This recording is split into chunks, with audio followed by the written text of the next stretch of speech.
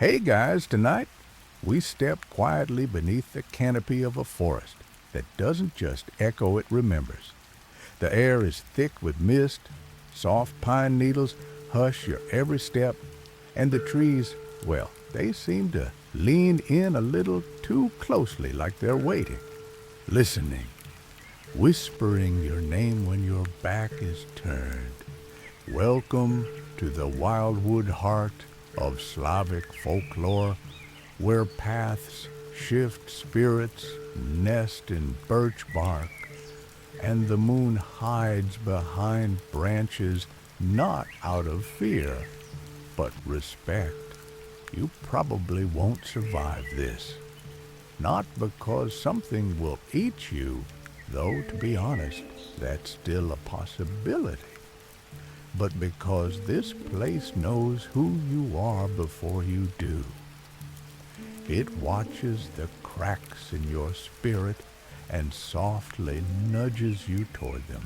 So before you get comfortable, take a moment to like the video and subscribe, but only if you genuinely enjoy what I do here.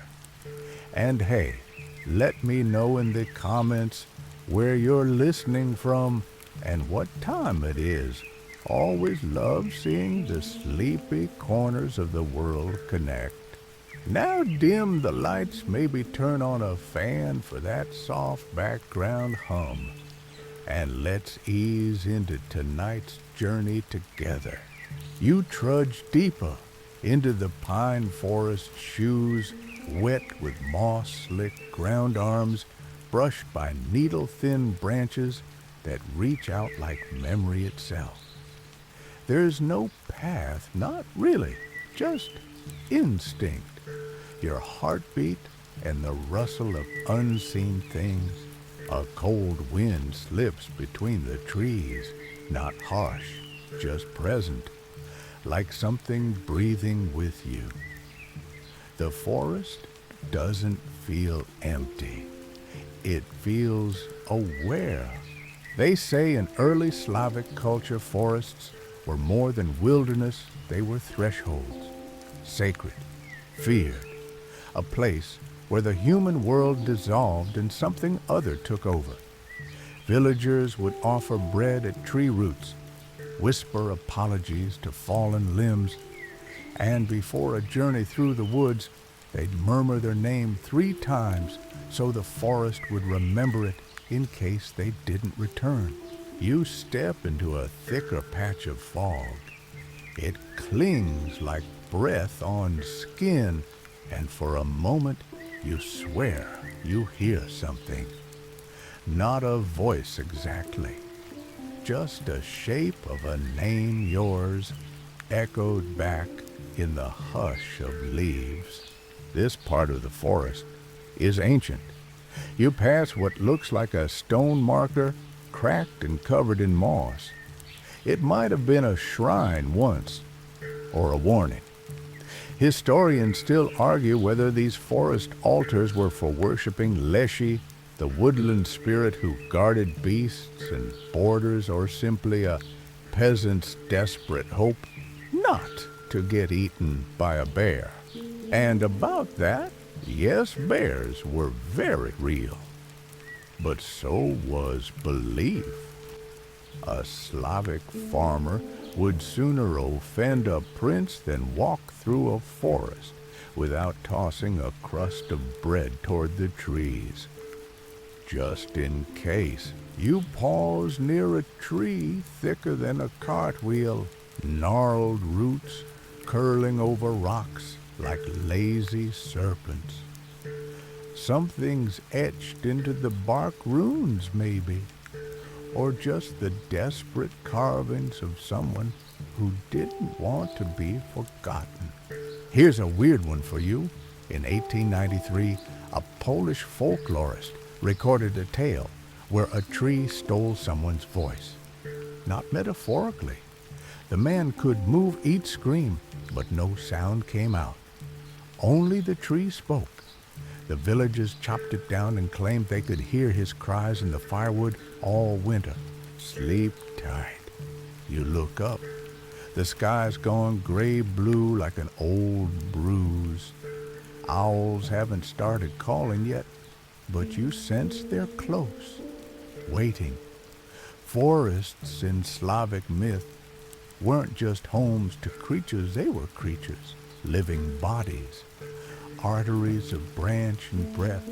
You pass a small ring of stones blackened from fire, still warm, which is confusing because no one's supposed to live out here. You move on. Your breath fogs. It's getting colder. You shiver, but not from the air. From that low, creeping sense that maybe, just maybe, you've passed the same bent pine tree 3 times. That the forest is watching how you react. In the distance, something wooden creaks. A door. A windmill. Maybe a gallows in the wrong place and century. No, it's a house. A crooked silhouette squats behind a veil of ferns. Barely visible, half camouflaged in the brush. You can't see it clearly, but it seems like it's standing on chicken legs. You blink, look again, gone. Figures. You keep walking, because that's what you do. Even if the forest now feels tighter, like it's folding in behind you, erasing your steps. They say this part of the world used to be all forest. Poland, Belarus, Ukraine, blanketed in green. Villages huddled at the edges like thoughts. And the deeper you went, the stranger the stories became.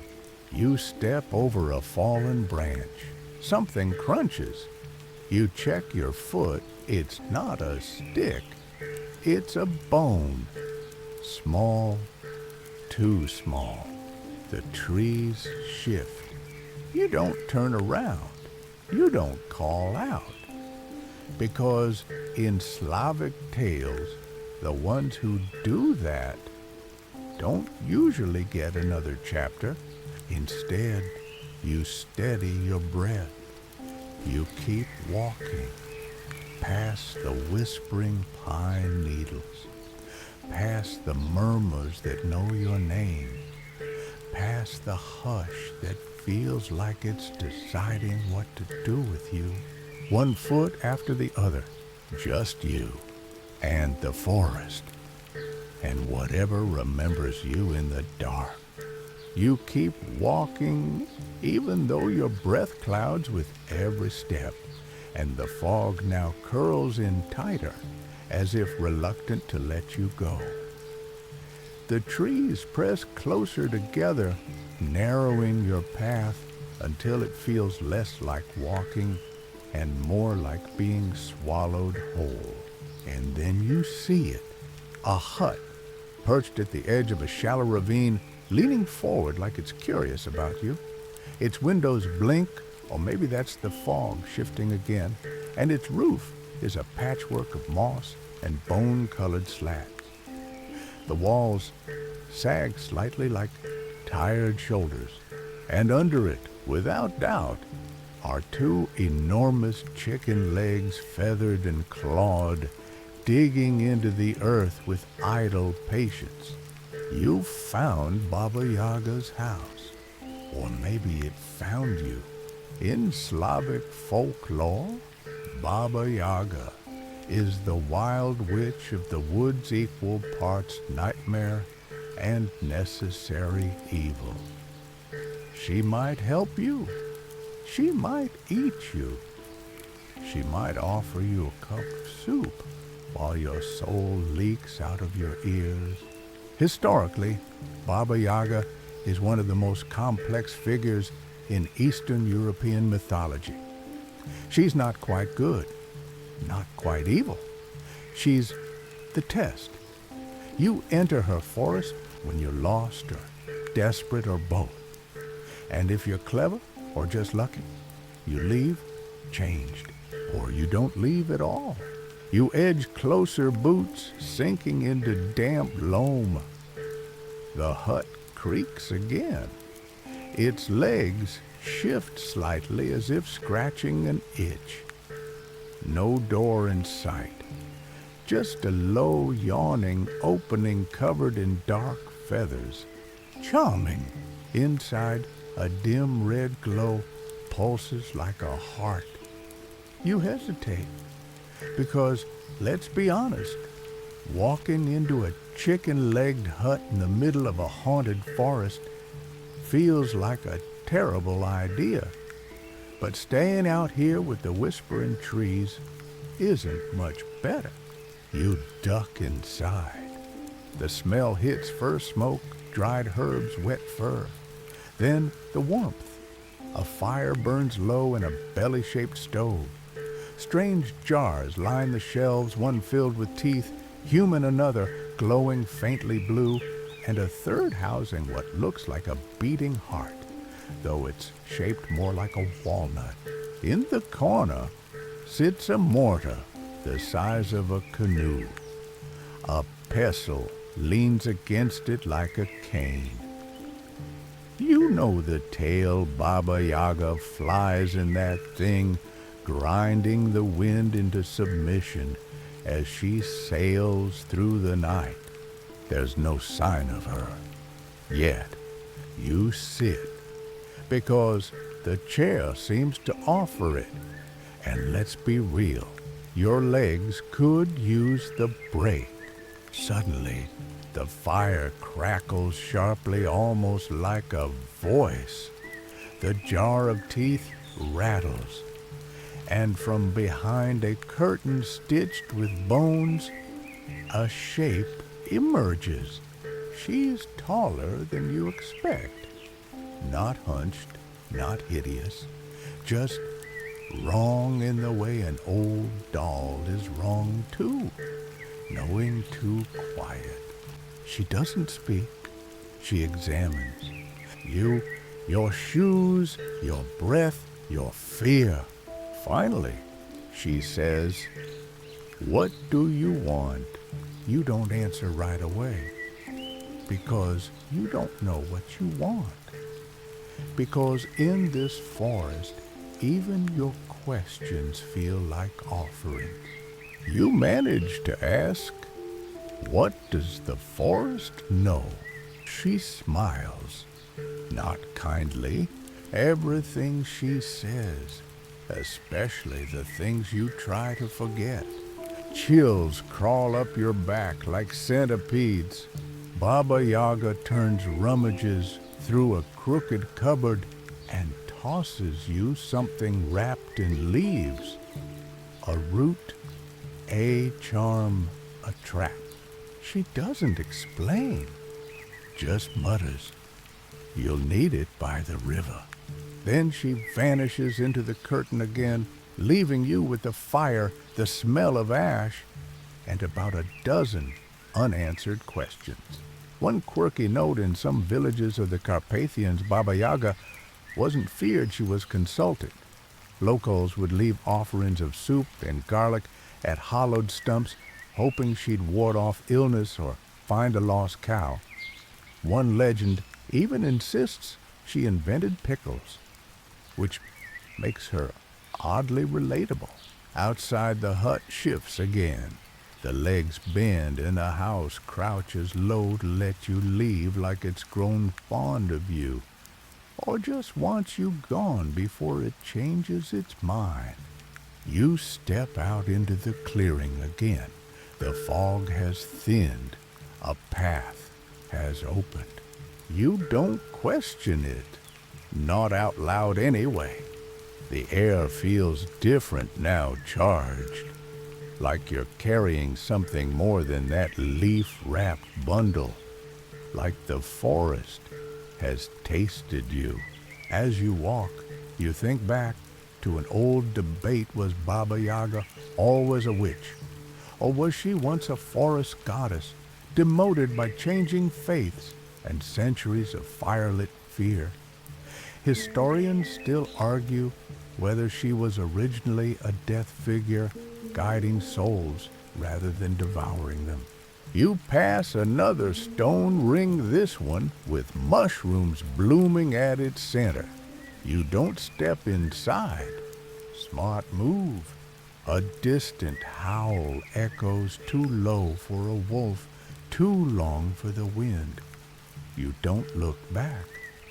Baba Yaga might not follow, but the forest does. Always. You grip the bundle in your hand a little tighter. It's warm now. Somewhere ahead, you hear water running. The river is near, and rivers in Slavic legend never flow the same direction twice. You follow the sound of water as the forest parts just enough for you to squeeze through. Branches tug at your sleeves like impatient children, some playful, some not. The ground slopes downward, now soft and spongy beneath your feet, as if the earth here prefers to remember footprints rather than erase them. Eventually, the trees give way to a clearing, and there it is, a river, slow, wide, and shimmering silver under the veiled light. It curves like a thought you once had, but forgot, flowing so silently it feels more imagined than real.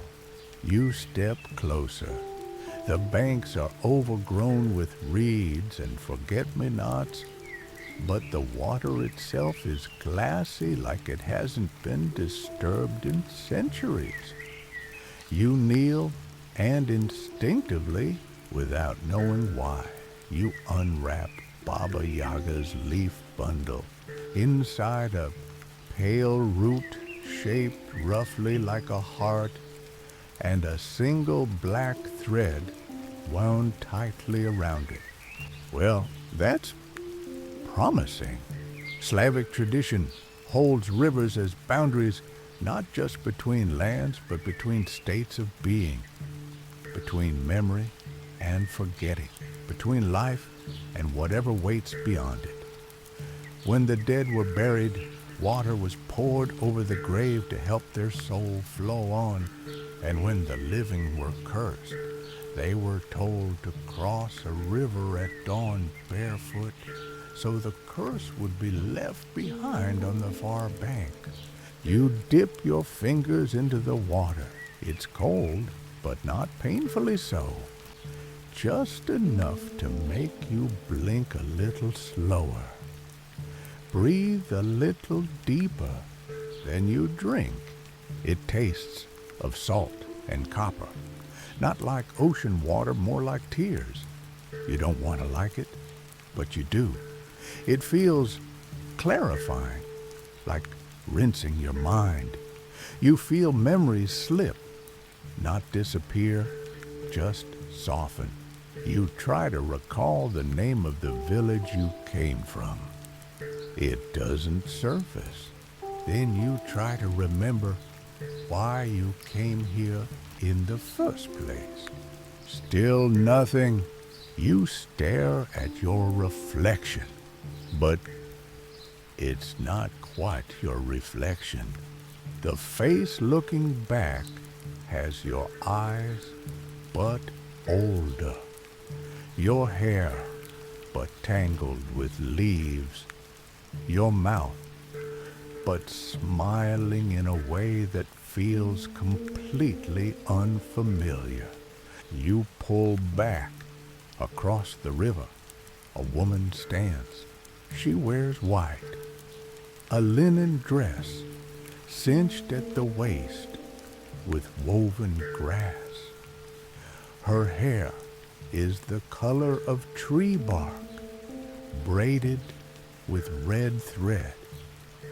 She doesn't move, just watches, and yet she looks like you, or like you might have been had life bent a little differently, an echo from another branch of time. You blink and she's gone. Behind you, the forest rustles, restless, then a laugh, faint, childlike, and yet ancient. Slavic folk tales are full of rivers that hold time sideways, streams where people drank and forgot their names, lakes that whispered prophecies through ripples. One folk tale from the Skalf region tells of a fisherman who pulled a silver carp from the river only to find it speaking his future aloud in the voice of his dead wife. You stand dizzy. Something about the river has changed you. You don't feel lighter, just rewritten. The black thread from Baba Yaga's bundle now lies limp in your palm, the root warm and slightly pulsing. You wrap it again carefully and tuck it into your coat. The path resumes beyond the reeds. You follow. As you walk, the air thickens with the scent of birch and damp soil. The trees here are thinner, whiter. Birch trees, their skin paper-like and flaking, their trunks curved as if frozen mid-dance. Birch trees were sacred to the Slavs, said to protect against evil spirits, especially around midsummer. Girls would braid birch branches into wreaths and float them down rivers to divine their future husbands. And some stories claim the souls of the dead could be reborn as birch saplings, especially those who died with love still clinging to them like frost. You reach one particular tree that seems to hum beneath your touch. Carved into its bark are two names, faint, faded, entwined. You trace them with your fingers and feel a pulse like a second heartbeat beneath the bark. And then you hear it, laughter, but not joyful, not cruel either, just remembered. Something in the tree stirs, a memory not yours, looms behind your eyes. Two lovers cursed to never touch again. One human, one forest spirit. They found each other in this glade, hid in moonlight, whispered promises. When discovered, they begged the forest for mercy, and the forest offered permanence. Their souls were bound into a single birch, their names carved deep. Still here, still watching, still waiting. Scholars still argue whether this tale, The Lovers of Veliky Grove, is rooted in pagan sacrifice rituals or a later Christian parable about forbidden love. Either way, this tree hums with it, all of it. You step back. The river is far behind now, though its taste lingers in your mouth. The forest is thicker again, but your path feels chosen, like the forest wants you to see something next. You move toward a faint orange glow in the distance, and the smell of roasted, something not quite meat, not quite plant, drifts on the wind. A fire burns ahead, and figures are waiting, but none of them are alive. You approach slowly. The glow ahead pulses like a heartbeat filtered through fog. Each step you take pressing pine needles deeper into the soil behind you. Footprints The forest is already forgetting. The trees open into a clearing. A table sits in the center, made from a single slab of dark wood. Uneven legs, cracks wide enough to lose your hand in. Around it, figures sit, unmoving, unblinking. You stop. The fire crackles to your right, low and strange. No smoke, just an orange tongue licking air that doesn't bite back. The diners don't look at you, and you're glad, because none of them have eyes. Well, not anymore. Skulls, some flesh still clinging in patches, some faces eerily whole, but pale in that way only death perfects. They wear robes of the old kind, homespun linen, trimmed in thread the color of rust and fire, and each one holds a cup carved from bone. It's a feast of shadows. You don't move closer. You just observe, like you've stumbled into a memory so old it forgets it's not real anymore. The Slavs believed in ancestor feasts, particularly during the festival of Giadi, or Forefathers' Eve. It was when the veil was thinnest. Families would set out bread, salt, and vodka at windows or grave sites, hoping the spirits of their ancestors would stop by, have a nibble, and offer protection or forgiveness. One fringe belief from the Podlasie region claimed the dead didn't just visit during Giadi, they judged. Silently, they sat at your heart and waited to see if you'd learned anything since they left the living. You stand outside the clearing, one hand resting against the nearest tree, just to remind yourself what still breathes. The table shifts, not dramatically, just a scrape. A chair scooting back. One of the figures turns its head. You freeze. It doesn't rise, doesn't speak, but in your chest something tightens recognition. That face, not exact, but close. A grandfather maybe, or a version of him who walked straighter, who didn't cough at the end. You hear your name whispered again, but this time it's plural. Voices overlapping, versions, echoes, and you realize these aren't just spirits. They're possibilities.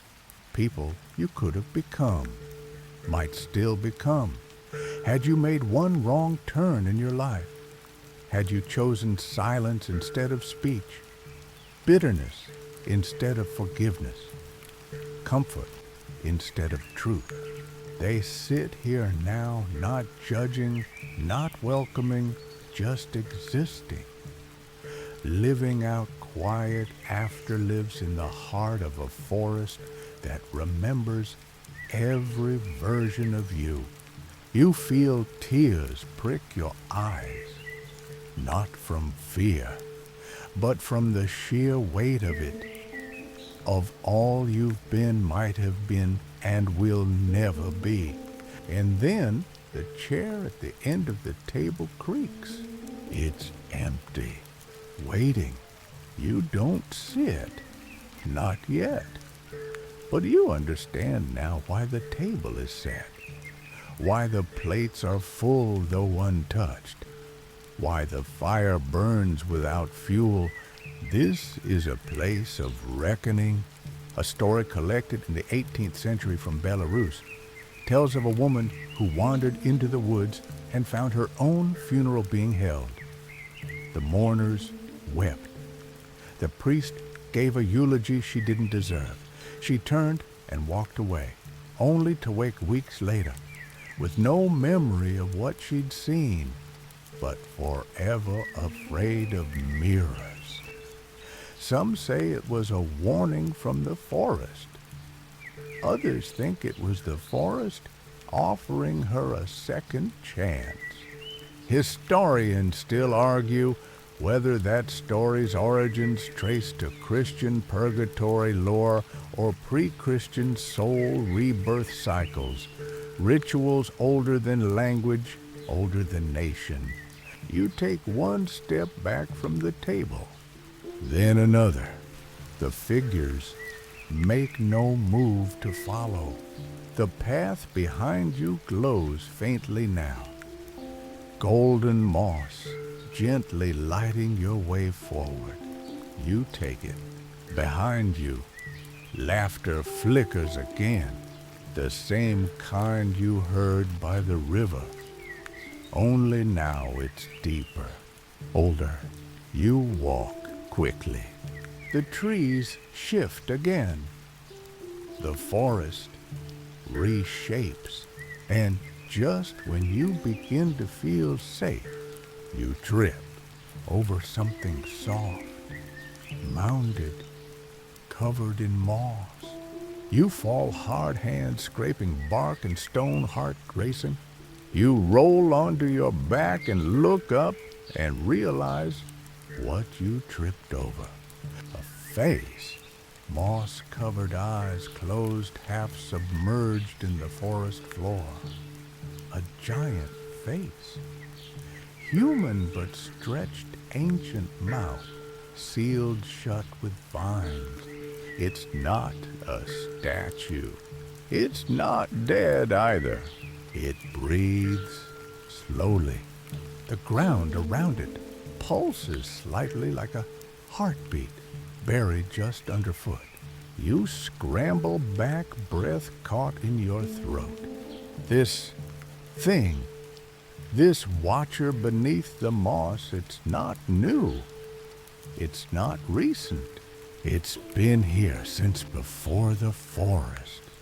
Maybe is the forest? In Slavic cosmology, there were primordial spirits tied not to animals or ancestors, but to the land itself. One in particular, the Veles, was god of the underworld, cattle trickery, and knowledge. Some believed he slumbered beneath the earth and dreamed the seasons into being. You're not sure if this is Veles, but something ancient just blinked beneath the moss. You don't touch it, you don't speak, you simply listen. And in the silence, you hear breathing. Yours and something else's. The ground exhales, and the golden moss path lights up again, urging you to move forward. You don't argue, not with a forest this old. You walk. You don't run running, would be disrespectful. This forest, it doesn't hunt like a beast. It waits like a memory you tried to bury and forgot would one day dig its way back up. The moss beneath your feet glows dimly again, each step lighting for a moment before fading. The air thickens with spice, dried marjoram, old honey wood smoke, and something metallic underneath, like iron after rain. You crest a small hill, and then you see it. A village, or at least what used to be one. The wooden huts lean against each other like tired elders. Straw roofs caved in by time. Doors open to the wind, and yet every window glows softly. Every chimney coughs a faint ribbon of smoke into the air, as if the village forgot it was dead. You walk slowly between the huts. No dogs bark, no voices rise, but you sense watching. Behind curtains, beneath floorboards, above rafters. One home draws you in. You don't resist, because something in you remembers this place. It smells of dill and ashes, a table set for two, bread left out, a cup half full. You blink, and there they are. A woman old but smiling. A man younger than memory, says he should be. Both dressed in clothing your bones recognize, but your mind doesn't. They nod at you, don't speak, but their eyes are kind, familiar. You try to place them. Grandparents, ancestors, ghosts from a dream. They gesture to the seat across from there. You sit. The meal is strange beets boiled in wine, dark rye bread with salt crystals, something that might be goose or might be memory, shaped into flavor no one eats. It's a feast of presence, not food. Then from outside, drums begin to beat, not loud, but deep, rhythmic, like footsteps of something enormous circling the village. You glance at your hosts. They don't seem concerned. The man leans forward, says softly, "It's only the Navia." You swallow hard. In Slavic belief, Navia are the spirits of the restless dead. Not malicious exactly, but wounded, torn from life too soon or too violently. They wander on wind and storm and whirlpools and sudden winds, and during certain nights, especially around old festivals, they dance. They don't ask to be joined. They demand it. You step outside. The sky is now pitch black, but lit from below by fireless light. In the village square, shapes begin to gather. Some are human-sized, others are not. They move in slow circles, arms raised, feet, dragging in ritualistic steps that don't quite touch the earth. You're being invited, and you know if you refuse, the forest may take it as an insult. But if you accept, you might not return the same. You step forward. Join the circle. The dance begins. It's not like dancing at weddings or festivals. It's slower, older. Every step feels remembered, like your body knows it better than your mind does. Like your bones are waking up to something they'd rather not explain. Around you, the other dancers shift in and out of focus. A girl with a hollow where her mouth should be. A soldier missing his lower half. A woman with a face made of smoke. All locked in the same slow rhythm. Your hands are taken, one warm, one icy cold. You don't let go. One peculiar 13th century folktale from the Lublin area describes a feast of the Navia in which the dead paraded through a village at midnight every harvest moon. Anyone who joined them would return with answers, if they returned at all. A woman claimed she danced with her unborn granddaughter and came back knowing her name. Historians still argue whether these stories represent metaphorical grief rituals or memories of forgotten pagan rites. Either way, you're in it now. The drums grow louder, faster, until suddenly everything stops. No warning, just silence. The circle vanishes like mist. You're alone in the square. No villagers, no ghosts, no drums, just a faint trail of blackened footprints leading out of the village and into the woods again. You follow them, because really, what else is there to do? Your feet carry you beyond the final hut, past the last crooked fence, into woods older than the others. Trees here are thicker, bark twisted, branches knotted like fists. It feels like you're walking into the lungs of the world. The footprints stop, but something else lies ahead. A shape, half buried, a mirror, large, oval, framed in something that looks like braided hair. You see yourself, only not exactly. Your reflection is dressed in linen, eyes darker, posture straighter, a little sadder, and she doesn't move like you do.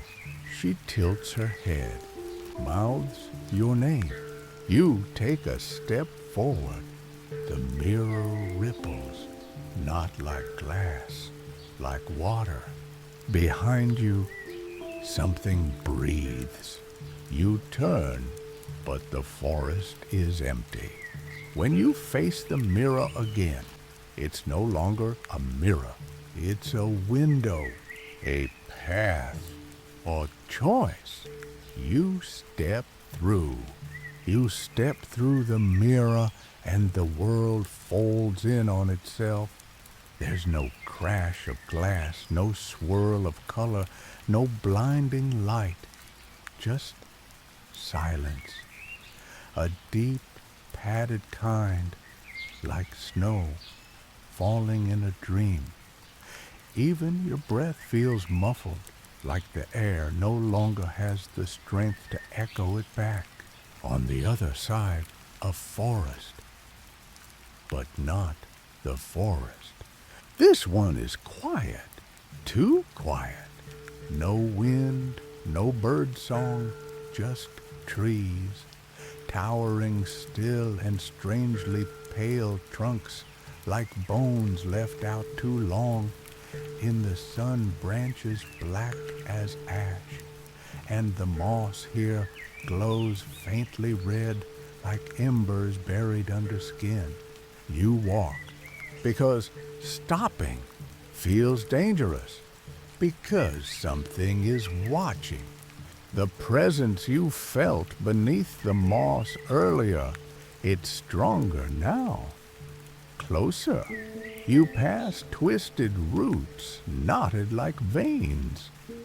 The trees lean inward, forming a sort of corridor, not a tunnel, a throat, and eventually you find the eye. It's not literal, though you'd prefer it were. Instead, it's a clearing where the trees abruptly stop, as if forbidden to grow closer. In the center lies a mound, low, circular, covered in moss the color of bruised fruit, and around the edges a ring of carved stones, each etched with symbols so old they seem to predate even the idea of language. This is it. You've found the watcher, not the one beneath the moss half sleeping. This one is awake. You kneel, not because you're told to, because it's the only gesture that feels safe. And then the voice comes, not out loud, inside. Why have you come? You don't answer, not with words, just a tremble in your hands, a half-remembered ache in your chest, 1,000 versions of yourself tangled behind your ribs. The ground hums beneath you. Slavic mythology speaks of Nav, the underworld, a place of roots, blood, and memory.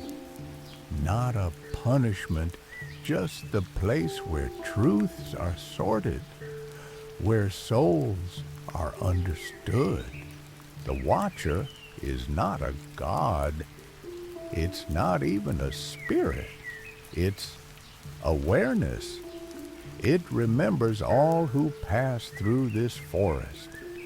It keeps score not to judge, but to archive. You place Baba Yaga's bundle gently onto the moss. It pulses once, then vanishes, accepted. Then slowly, painfully, the mound splits. From it rises something not quite man, not quite beast. Its limbs are too long, its eyes are too many, but its face, it's yours. Older, wiser, sadder. It looks at you the way no one else ever has, as if it knows. You hear a voice your own, but from far away. You are not the first to forget your name here. The creature mirror of your shadow self kneels beside you. You ask, "What am I supposed to do?" It smiles gently. Listen. Then the forest begins to speak. Not in words, in memories. You see a woman lighting a candle in a window, her breath fogging the glass. You see a child dropping breadcrumbs in the snow. You see a man kneeling beside a tree, whispering his secrets into the bark. You see yourself alone, cold, walking the same path over and over again. And then you see something new, a clearing, bathed in moonlight, a single tree in the center, and it speaks your name. That's your next step. You rise. The Watcher tilts its head. Not goodbye, just release. You walk through the ring of stones. The forest doesn't resist. It parts for you now. Branches sway, leaves shimmer, and beneath your feet the red moss begins to fade back into the gentle green you first stepped on what feels like years ago. The path leads upward. The air grows cooler. The trees whisper gently, no longer menacing, just thoughtful. And then, at the top of a mossy rise, you see it, a single tree, alone in a moonlit clearing. Its bark is silver, its branches stretched wide like arms offering rest. You step toward it. The wind hushes, and then softly, impossibly, it speaks your name, clearly, lovingly, like it's known you forever. Because it has. Slavic folklore holds that certain trees carry spirits, not inhabit carry. They bear the memory of a soul's purpose, of who you were before forgetting, before grief, before growing up. Some believed if you found your tree, it would answer. And if it didn't, well, you weren't ready. You place your hand on the trunk. It's warm. The bark pulses once under your fingers, and then silence again, but this time peaceful. You kneel beneath its boughs, your name whispered again, and then sleep. You rest there under the silver bark tree, as if your body has finally found the place it had been aching for all along. The moon rests above you, round and silent. No wolves howl. No owls blink from the shadows. Even the wind seems to tread carefully here like a respectful guest. And the tree it breathes with you, along slow rhythm, steady as a cradle. You feel it beneath your hand, in the bark, in the soil, under your knees. A memory deeper than blood, older than language. The forest has accepted you not as a trespasser, not as prey, but as belonging. You lie back, cradled by soft moss.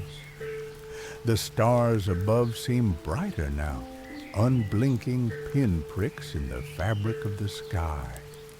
You close your eyes and dream. You're walking again, but this time through familiar paths, not of the forest, but of your own memories. A hallway with a chipped floorboard, a voice calling from the kitchen, the smell of something burning and no one caring because laughter was louder. You hear your name again, not from the tree, but from yourself, whispered like a reminder you forgot you gave. Then another name, not yours, not yet. A child's laugh, a mother's hum, a promise made in the dark. You sit up suddenly, breath-catching. The clearing is still, but not empty. Opposite you, where once there was only moonlight, now stands a figure, tall, silent, wrapped in bark and shadow. It doesn't move, doesn't threaten, it just watches. And slowly you realize it's the forest's final test, not of bravery, not even of worth, but of remembrance. Can you remember who you were before the forest? Who you are now that it's whispered your name? You stand, meet its gaze, and say your name aloud. Not with fear, with peace. The figure bows. The clearing brightens, softly, like the beginning of morning. And behind the silver tree a path opens, one you didn't see before, lined with lanterns shaped like acorns. Their glow is warm, home-like. You walk. As you do, the forest changes, not in shape, but in feeling. The trees no longer loom. They greet. You pass familiar spots, now the river still flowing backward in places, the crooked hut empty but not hostile. Even the ring of stones glows softly in farewell. You're not being chased anymore. You're being guided. And when you reach the edge of the forest, where trees part into a field of silver grass, you stop just once. Turn back. The forest is there, still watching, still knowing, still remembering. It will always remember you now, because you listened. You step into the moonlit field. Your name, now fully yours, echoes once, just once, from the trees behind you. And then, quiet. The kind of quiet that isn't empty, just full of rest. And now, as your breathing slows, you find yourself drifting gently, wrapped in the memory of a forest that never forgot you. The path beneath your feet softens into something warm, familiar. You're no longer walking. You're floating, as if carried by unseen hands made of moss and dreamlike. The whispering trees fall away behind you. The silver grass sways in rhythm with your breath. Every sound fades first, the distant river, then the heartbeat drumming beneath the moss, then even the wind in the leaves. You are safe. You are held. No more riddles. No more mirrors, no more shadows waiting in the fog, just peace, the kind you don't have to earn, the kind that arrives when you stop trying to make sense of every whisper, and let the hush carry you where it wants. Your limbs grow heavier now, your thoughts slower, like pages closing one by one in a well-worn book. And still somewhere deep inside the forest remembers you, a name carved in bark, a breath in the branches, a warmth left beneath a silver tree. Let go now. There's nothing more you need to do. Sleep will find you. It already has.